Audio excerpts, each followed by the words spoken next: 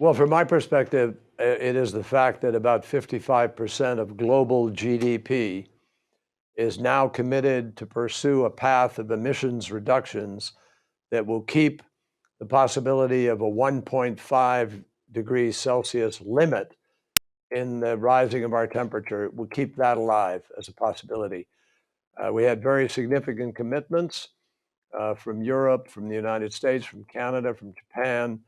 And now we have to build on that with the words that were spoken by other countries which have yet to make such a significant step in reductions. Now, Fatih Birol, the executive director of the International Energy Agency, has warned that even with the ambitious new goals countries are setting, the world, quote, remains on a path of dangerous levels of global warming.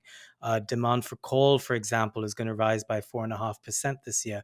How do you respond to criticisms that governments are still not doing enough? They're correct. They're not. China is 30% of the world's emissions. And Mother Nature doesn't measure whether it came from China or the US or Timbuktu. The fact is that it's the total of all those emissions that are affecting our climate. So we all have to contribute to the reduction. Even if the United States went to zero tomorrow, we'd still have a problem because 85% of the rest of the emissions come from the rest of the world. So this is truly a global challenge. And we're not yet global in our response. Well, one of the things you've talked about, Secretary Kerry, is about a new tracing program with satellites measuring in real time the emissions footprint of corporations and countries. Tell us a bit more about how that works and how you could use that to enforce compliance. Well, this is a system that Al Gore and a team of folks have been working on for some period of time, which is to connect a satellite structure that has the ability with modern day sensor to uh, measure in real time the footprint, the climate, the CO2 footprint, the carbon footprint of a particular company or a particular building, certainly a particular country, a particular city. And that way, there's going to be much greater visibility, transparency, and accountability on what people are doing to step up. And that kind of accountability will drive popular uh, demand and discontent with the absence of action to focus on those particular entities. A question about the European Union. The EU has presented its climate deal to cut greenhouse emissions by 55% by 2030 compared to 1990 levels. But there's been criticism in Europe that EU member nations, according to one European lawmaker, Michael Bloss, who says have these countries have rushed through a weak climate law for the sake of a photo op with President Joe Biden. What do you make of that comment? And I guess is there room to set more ambitious targets when world leaders convene again later this year in Glasgow? Oh, absolutely. Of course there is. This is simply a down payment on a process that will continue every day between now and Glasgow. And President Biden has directed us, his diplomats, to be involved in ongoing conversations with countries around the world in order to try to raise the ambition as we go into Glasgow.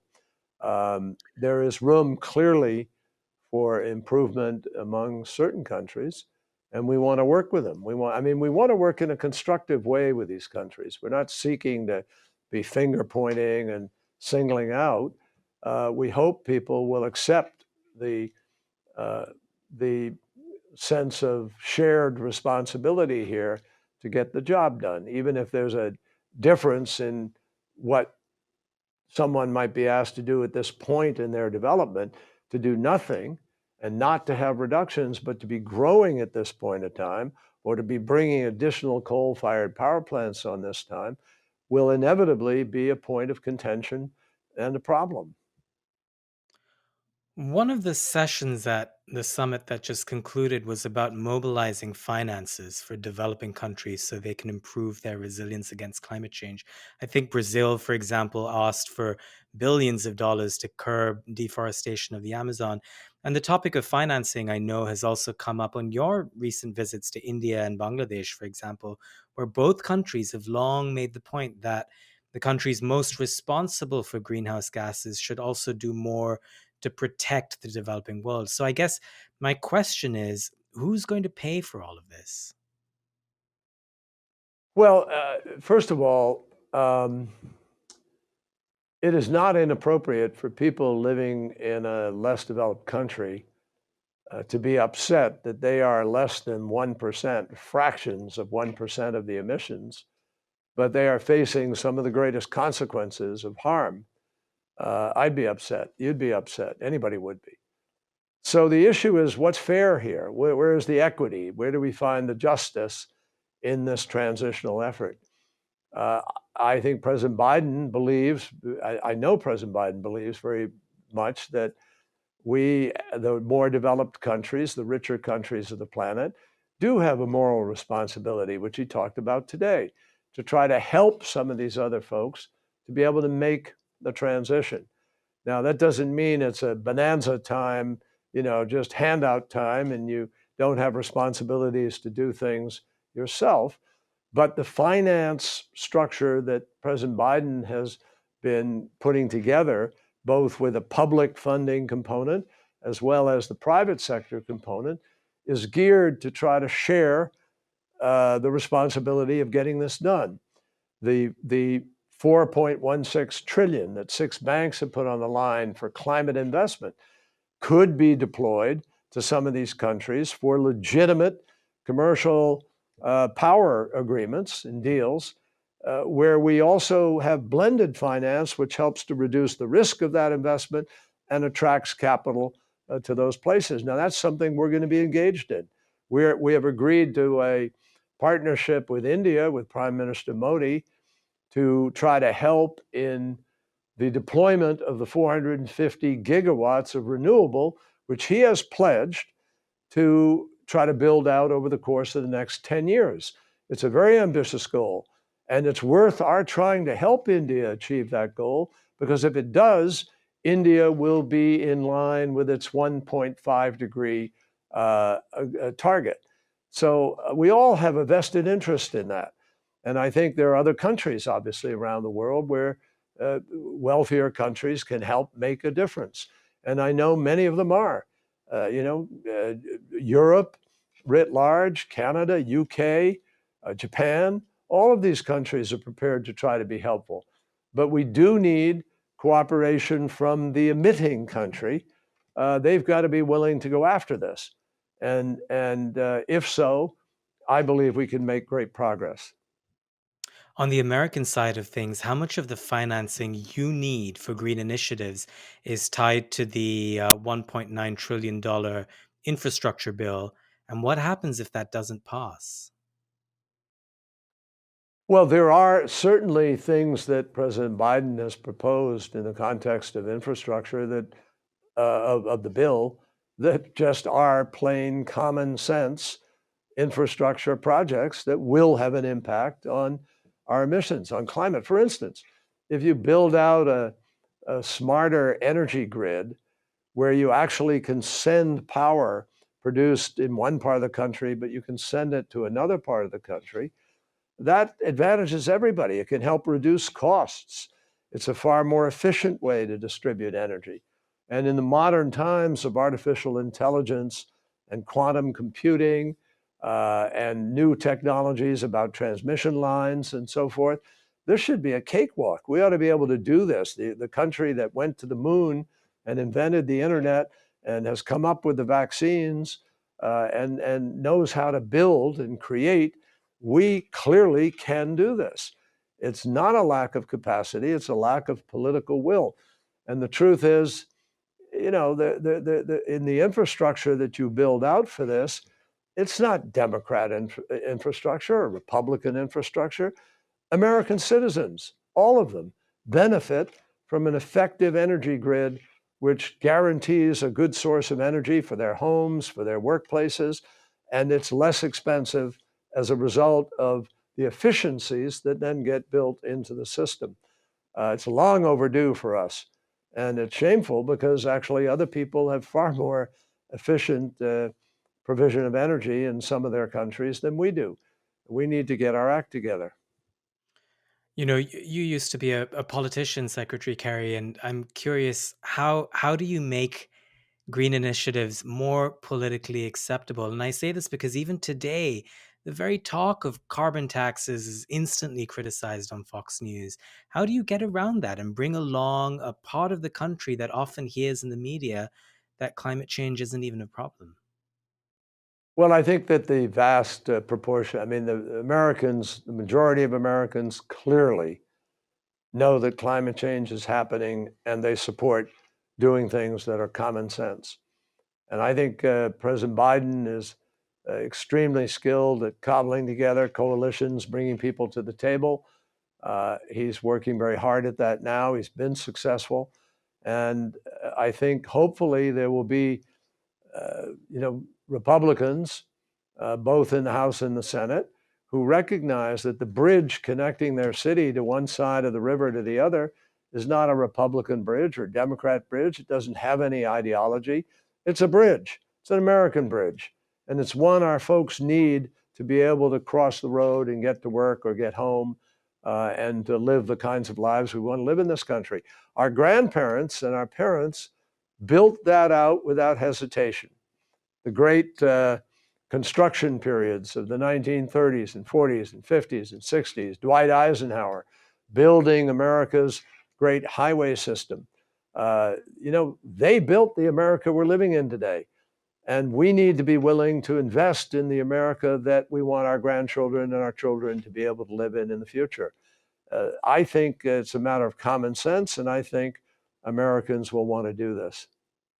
So much of what you're trying to do and what the Biden administration is projecting, it seems to me, is a reset, a sense of American leadership on combating climate change. But I have to say that there are many leaders around the world that haven't forgotten the Trump era, and they know that Trump or Trumpism could be back in 4 years, and Washington could once again pull out of the Paris Agreement and other international agreements. You've been traveling the world so much this year and last year. How do you reassure leaders who worry about the extent of America's commitment? What do you say when they express fears about a return of Trumpism? I point out two things, and I'll add one other that I don't point out, but I personally don't believe it will be possible for Trump to come back and Trumpism, because I think that the course that we're on is one that America is going to embrace and feel very good about. But there are two things that I do say to those leaders. One is, even while Donald Trump was in office over 4 years, and even while he pulled out of the Paris Agreement, the fact is that 37 governors in the United States and the District of Columbia stayed in the Paris Agreement. And those 37 governors and District of Columbia represent 80% of the population of our country. And they had renewable portfolio laws, which they executed. And they did. They implemented them, Republican and Democrat alike. And we reduced our emissions by about 21% during that period of time. And more than 1,000 mayors in America all stayed in the Paris Agreement, even while Trump was out.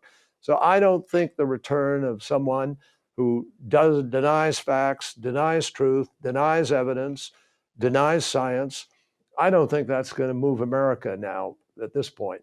Secondly, and I think this is the far more powerful argument, when you have trillions of dollars that are being invested in these new technologies and moving into this new energy marketplace, that's going to be such a powerful job creator and such a powerful moneymaker that there'll be so much investment moving in that direction, which is why you have this $4.15 trillion that's set aside to go into climate investment. And it'll be more than that, I guarantee you. Many of those bank CEOs told me that that's sort of a floor for them. They're confident they'll do more, but they didn't want to announce anymore. So we're going to see the marketplace firmly setting a course for the new energy future, for the new products, and no politician could come along and pull people away from the good jobs, the good salaries, and the money being made. Not going to happen. I'm absolutely convinced of that. And you're seeing this market, this new market determination all over the world. We're not the only ones chasing the holy grail of storage or of hydrogen fuel that's green or of carbon capture and storage that's affordable. A lot of people are going to be doing this for the simple reason that the science is telling smart people that we have to do this in order to avoid even worse consequences for our planet and much, much greater costs to our economies. Let's talk about China. This administration has been fairly tough on Beijing. It's accused China of conducting a genocide against the Uyghurs. It's engaged Taiwan. It's reinvigorating the so called Quad, a group of countries that includes the US, India, Australia, and Japan. But amid all of this, the Biden White House also really needs China as a partner in fighting climate change. How do you, Secretary Kerry, partition this one issue, climate change, from all the other arenas of competition? Well, I think historically, Ravi, we've always been able as a country and big nations, powerful nations that have differences have always been able, almost always been able. Obviously, North Korea may be an exception for the moment, but usually we've been able to come together and be able to try to negotiate and resolve certain differences. An example of that is Ronald Reagan in the Soviet Union. He consistently called it the evil empire. He told them to tear down the wall. He was a great advocate for freedom and for democracy. And ultimately, he met with Gorbachev in Reykjavik, and they came to an agreement that it really didn't make a lot of sense to have 50,000 warheads pointing at each other on a hair trigger and to be living with that day to day danger. And so at that moment in time, these two leaders turned things around. And we went from 55 or 50,000 warheads down to about 1,500 plus that we have today, and a safer world as a result. Uh, Richard Nixon in China originally, in the opening up during the 1970s. These are the things that make a difference. And right now, climate is enough of an imperative for all of our countries. China doesn't benefit by not having America as a partner in dealing with climate, and the United States doesn't benefit from not having China as a partner in climate. So we're just disciplined. We have differences on economic rules, on cyber. We have other differences of human rights, differences of geostrategic interest. But those differences do not have to get in the way of something that is as critical as dealing with climate. And China made that decision. When I was in China the other day, we negotiated and we negotiated back and forth in good faith. We didn't have to insult each other or shout at each other. We had a serious, tough conversation, but we managed to find the place and the way to be able to agree and move forward. And I think that opens the door or window to other possibilities in those other arenas. Uh, my sense is uh, the Chinese know that there is a benefit to both of us being able to resolve the climate crisis because our citizens are deeply affected by our failure to do so. I know you have a long personal relationship with your Chinese counterpart, Xie Zhenhua, the climate envoy. Tell us what you know about him. What animates him? He cares about this issue. Xie Zhenhua has been working on this issue for years. Uh, People who've been involved in these negotiations for those many years have great respect for him because he's been able to thread the needle between the ideological tug or the other differences and stay focused on the climate issue.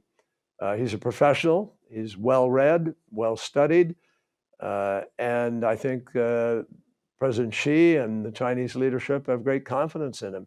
So he is a person who he was appointed an interlocutor after I'd been appointed, I think precisely because we did know each other and we have worked together and we've crisscrossed the world on this issue.